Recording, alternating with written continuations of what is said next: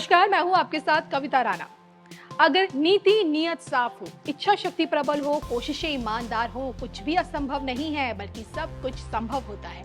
ऐसा कहना है देश के प्रधानमंत्री नरेंद्र मोदी जी का। 28 मई का दिन जब पीएम मोदी ने लोकतंत्र के नए मंदिर यानी कि सेंट्रल विस्टा को देश को समर्पित किया। एक भारत श्रेष्ठ भारत के तहत देश की नई संसद से इस बात के संकेत दिए कि अब भारत के आयाम अपने हैं, आदर्श अपने हैं, संकल्प अपने हैं, लक्ष्य अपने हैं, प्रतीक अपने हैं। ये ना शुरुआत है ना ही अंत है, क्योंकि अमृत काल आशंकाओं को पूरा करने का समय है, क्योंकि देश की नई संसद अब नए भारत के सृजन का आधार होगी। नया भारत नए लक्ष्य तय कर रहा है, नए रास्ते गढ़ रहा है, नया जोश है, नया उमंग है, नया सफर है, नई सोच है, दिशा नई है, दृष्टि नई है, संकल्प नया है, विश्वास नया है।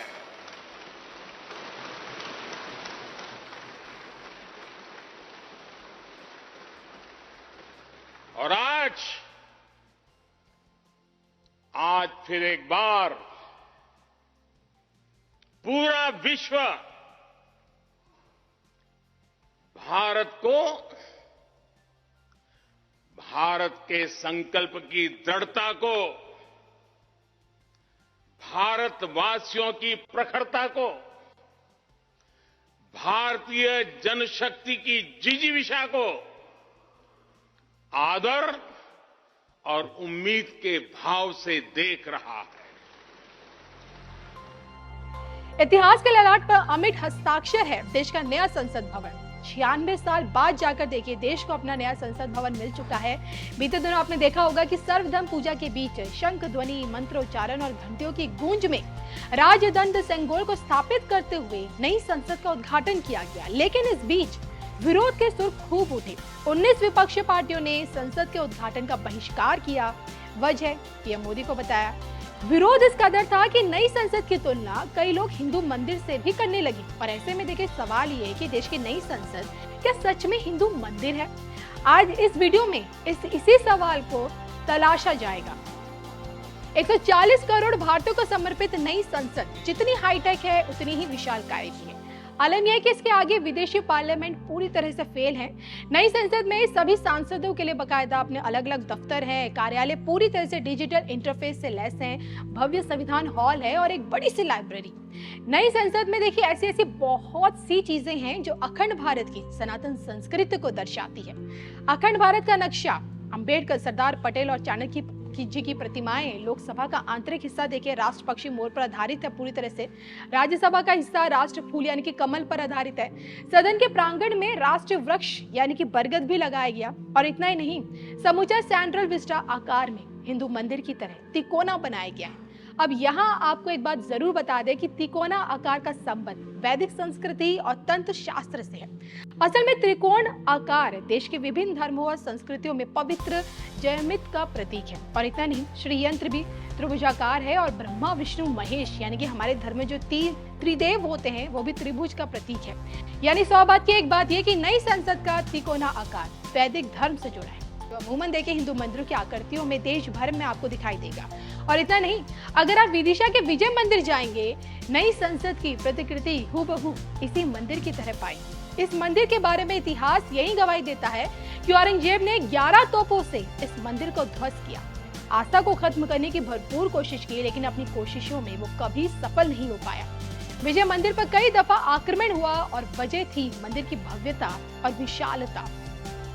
पहली बार विजय सूर्य मंदिर में मोहम्मद गौरी के गुलाम अल्तमश ने आक्रमण किया। उसने मंदिर के साथ साथ प्रतिमाओं को काफी नुकसान पहुंचाया।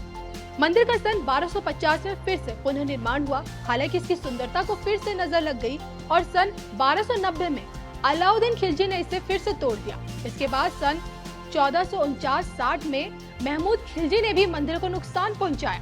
1532 में बहादुर शाह ने भी विजयनगर मंदिर को तोड़ने में कोई कसर नहीं छोड़ी। 17वीं शताब्दी में मुगल शासक औरंगजेब की नजर भी इस मंदिर पर पड़ी।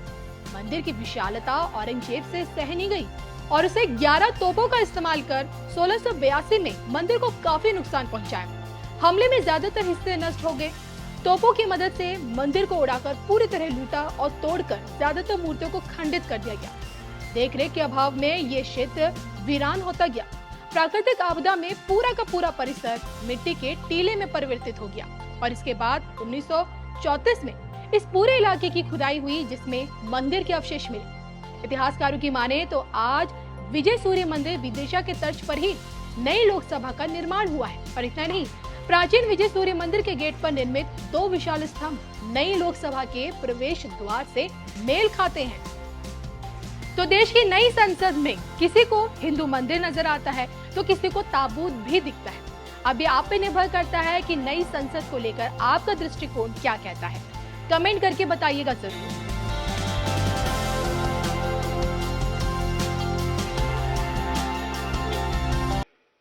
साथियों, दुनिया के सबसे बड़े लोकतंत्र को यह नई संसद एक नई ऊर्जा और नई मजबूती प्रदान करेगी।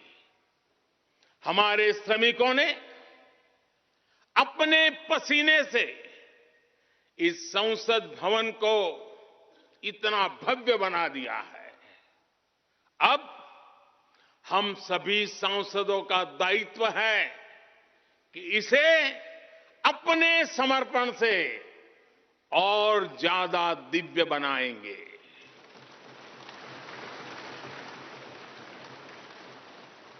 एक राष्ट्र के रूप में हम सभी 140 करोड़ भारतीयों का संकल्प ही इस नई संसद की प्राण प्रतिष्ठा है।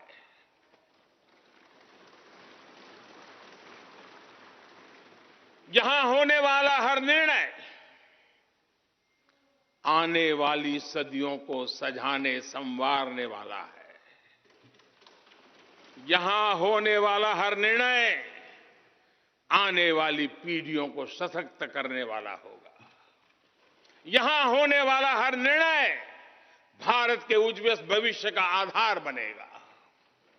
गरीब, दलित, पिछड़ा, आदिवासी, दिव्यांग समाज के हर वंचित परिवार के सशक्तिकरण का, वंचितों को वरीयता का रास्ता यहीं से गुजरता है।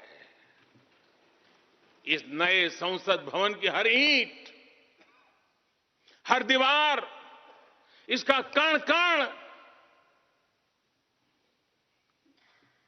गरीब के कल्याण के लिए समर्पित है।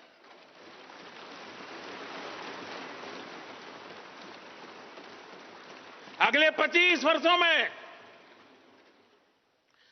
संसद के इस नए भवन में बनने वाले नए कानून भारत को विकसित भारत बनाएंगे। इस संसद में बनने वाले कानून भारत को गरीबी से बाहर निकालने में मदद करेंगे। इस संसद में बनने वाले कानून देश के युवाओं के लिए, महिलाओं के लिए नए अवसरों का निर्माण करेंगे। मुझे विश्वास है संसद का यह नया भवन नए भारत के सृजन का आधार बनेगा। एक समृद्ध, सशक्त और विकसित भारत नीति, न्याय, सत्य, मर्यादा और कर्तव्य पथ पर और सशक्त होकर चलने वाला भारत